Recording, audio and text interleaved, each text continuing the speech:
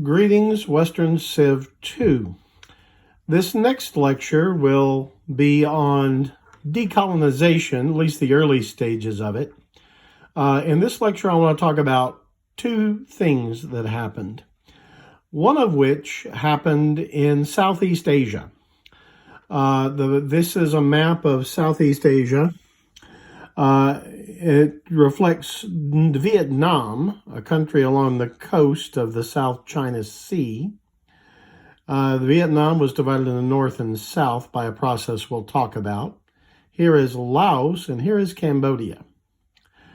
Now, in the late 1800s, France had gained control of all of those areas. North and South Vietnam, Cambodia, and Laos were all combined into one French colony immediately south of China. There's China up there in the north. Called French Indochina. French Indochina. But you'll remember that the Germans defeated France in 1940. And after the victory over France by the Nazi Germany, the Japanese invaded French Indochina and stationed troops there. They forced the Vichy French government, which technically still ruled French Indochina, into cooperating with them. And throughout World War II, there were Japanese forces in French Indochina. But there were lots of Vietnamese people who did not approve of these Japanese occupiers and took up arms against them. Now, this armed rebellion against the Japanese was called the Viet Minh, or I believe there's something like Vietnamese struggle. And they were bound and determined to drive the Japanese out. But they also wanted the French out. They wanted an independent Vietnam. The leader of the Viet Minh was a man who called himself Ho Chi Minh. Now, that's a nom de guerre. That's not his birth name. I believe his actual name was Nguyen. But Ho Chi Minh, Uncle Ho, as he was often called, was the leader of the Viet Minh resistance to the Japanese, but also to the French occupiers of Vietnam. Now, during World War II, our government supported the Viet Minh's fight against the Japanese. They actually sent members of the Office of Strategic Services, that was the predecessor to the CIA today. OSS officers went to Vietnam. They helped train the Viet Minh to fight the Japanese, and we supplied them with both weapons and money during World War II to fight the Japanese. And Ho Chi Minh was actually very pro-American. In fact, he was such an idealist about what America stood for in his youth. For many, many years, he carried around a copy of the American Declaration of Independence in his back pocket. He knew it by heart in Vietnamese. And he took inspiration from our history of rebelling against the British Empire to encourage his own people to rebel against the French and the Japanese occupiers. When the war ended in 1945, when World War II ended, Ho assumed the United States, whom he thought of as a friend, would back him and would back independence for Vietnam. He didn't think America would stand for a continuation of European imperialism in the new post-World War II era. Unfortunately for Mr. Ho, that is not how things turned out. You see, at the end of World War II, as the Cold War got underway, American policymakers were deeply worried about Europe.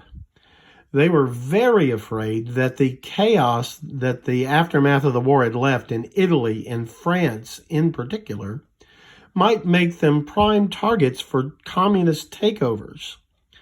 And so we were bound and determined to do everything we could to help the democratic parties of Italy and France to retain power. And the cost of that was to back the restoration of the French Empire.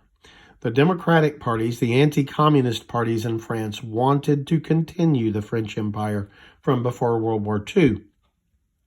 So we backed off of helping Ho Chi Minh and the Viet Minh in Vietnam, and we backed the Paris government in their efforts to restore French control over Vietnam. We sent them lots of military equipment into France to help fight the potential of a Soviet invasion of Western Europe, but the French then in turn sent a good deal of that weaponry to French Indochina to fight the Viet Minh. So indirectly, the Vietnamese people came more and more to see us as helping the French to retain control of Vietnam, and came more and more to see America not as a friend, but as an adversary. So this is the case in the aftermath of World War II, an ongoing war between the Viet Minh for independence and the French to retain French Indochina as a colony on the other side of the world from France. Well, unfortunately for the French, the Viet Minh proved to be very good fighters. And especially after the triumph of communism in China in 1949, remember China borders North Vietnam right up here, especially after Mao Zedong's communists took over China, communist weapons started pouring into North Vietnam. And Ho had studied in the Soviet Union before World War II.